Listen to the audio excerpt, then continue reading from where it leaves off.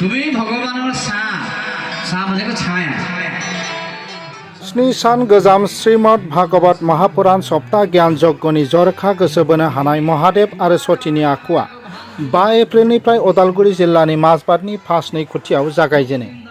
माजबादनि फासनै खुथि गामिनि सिबियारिफोरनि नखरनि दैदेननायाव खुंजानाय श्रीमद भागवत महापुराण सप्ता ज्ञान महायज्ञआव आसामनि गुबुन गुबुन जायगानि सिबियारिफोरा महादेव आरो सतीनि आखु फरायनायजों बयनिबो गोसोखौ जै खालामनो हादों। बे हाबाफारिखौ सयनासि नखरनि जानानै गोबां रोखोमै सिबिथाय होनाय नुनो मोन्दों। बेखौ नोजोर होनो गोनांदि सयनासि नखरा भागवतआव बाहागो लानाय सिबियारिफोरनि थाखाय सानजौफुनि जानाय आरो मोनानि जानायनि राहा खालामनाय जादों होनना सयनासि नखरनि सोद्रोमा नाथ सयनासिया फोरमायथिदों।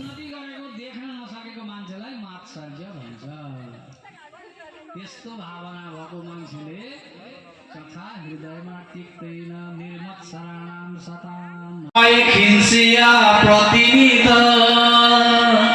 দয়াময় কৃষ্ণ কৰি মোক प्रथम उद्देश्य हल भागवत इते अनुष्ठित करा सेटु हल आमार आध्यात्मिक चेतना जाग्रत करिबलै। बर्तमान जुगत देखा गई जे नतुन प्रजन्मय स्खलनर पथे गति करिसे। धर्म की अधर्म की सत्य की असत्य की आमी की करि आसु की करिब लागिছিল এই সম্পূর্ণ কথা তেওঁলোকে পাহৰি গৈছে আৰু নতুন দিশত এটা মানে বিৰেখৰ এটা হেৰি লৈ পলাই মানে গতি কৰিছে আৰু আমাৰ জাতি সনাতন ধৰ্ম স্খলনৰ পথে আগবাঢ়িছে।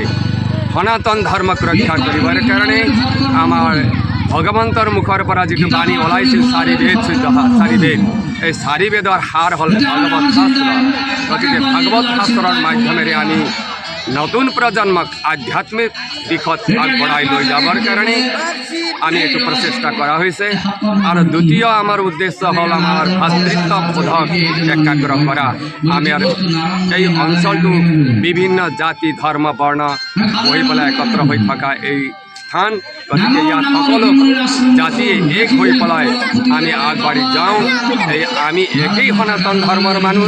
গতিকে আমি সকলোৱে জাতি পাতি বাদ দি পেলাই আমি ভাতৃত্ববোধেৰে আগবাঢ়ি যাওঁ এইটো মেছেজ দিবৰ কাৰণে আমি এই দ্বিতীয় আমাৰ উদ্দেশ্য এইটোৱেই হ'ল।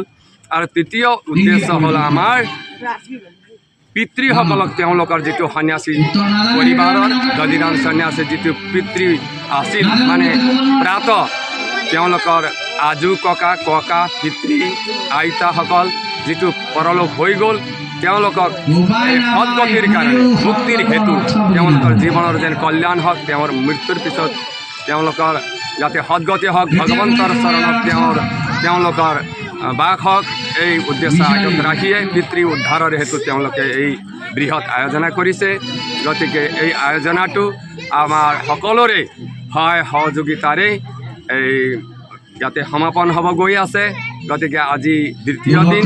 গতিকে ইয়াৰ মাজতে আমি আকৌ তেওঁলোকে ৰাখিছে যে ভাগৱতৰ মাজতে মাজে মাজে আমাৰ যিহেতুকে শাস্ত্ৰত উল্লেখ আছে উপদেশতকৈ আৰ্হি ভাল।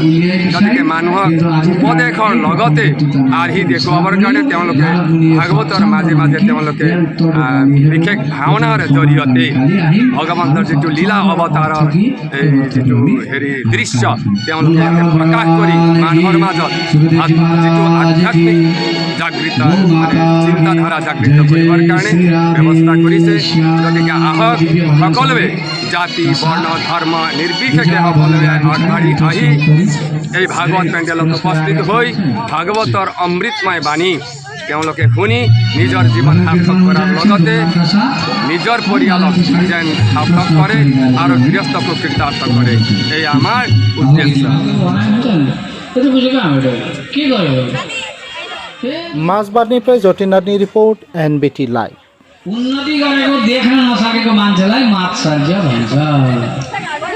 यस्तो भावना भएको मान्छेले कथा हृदयमा टिक्दैन निर्मत्सराणाम सताम।